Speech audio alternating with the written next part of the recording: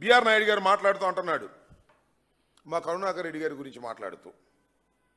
కరుణాకర్ రెడ్డి గారు 2 సార్లు శాసనసభ్యులుగా ఎన్నిక కాబడినటువంటి వ్యక్తి.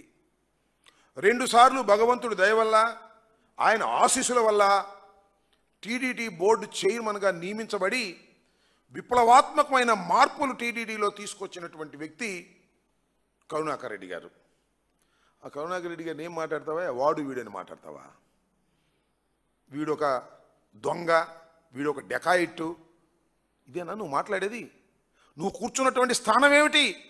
నువ్వు కూర్చున్నది తిరుమల తిరుపతి దేవస్థానం యొక్క చైర్మన్ సీట్లో కూర్చుని ఇలాంటి దౌర్భాగ్యమైన మాటలు మాట్లాడుతుంటే నిన్ను భగవంతుడు క్షమిస్తాడా అని అడుగుతా ఉన్నా.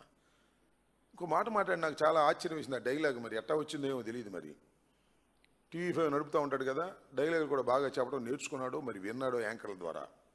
ఎవరితైనా పెట్టుకోండి, మీరు ఎవరితైనా పెట్టుకోండి, బిఆర్ నాయుడుతో పెట్టుకుంటే మాత్రం మర్యాదగా ఉండదు, నేను ఎంతకైనా తెగిస్తా అని ఒక సవాల్ విసిరాయండి.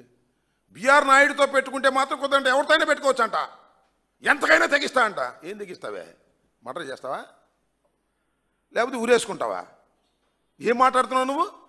ఎంతగా తెగిస్తావో తెగించమని అడుగుతా ఉన్నాయి. వాళ్ళ నీ ఇష్టం వచ్చినట్టుగా దూషణ భూషణలు చేసేటటువంటి కార్యక్రమం, ఇష్టం వచ్చినట్టుగా మాట్లాడుతున్నావు కరుణాకర్ రెడ్డి గారిని. తర్వాత జగన్మోహన్ రెడ్డి గారిని, జగన్మోహన్ రెడ్డి గారి సతీమణిని కూడా మాట్లాడుతున్నావు. నీతో పెట్టుకుంటే ఏం చేస్తావో చెప్పమని అడుగుతా ఉన్నా.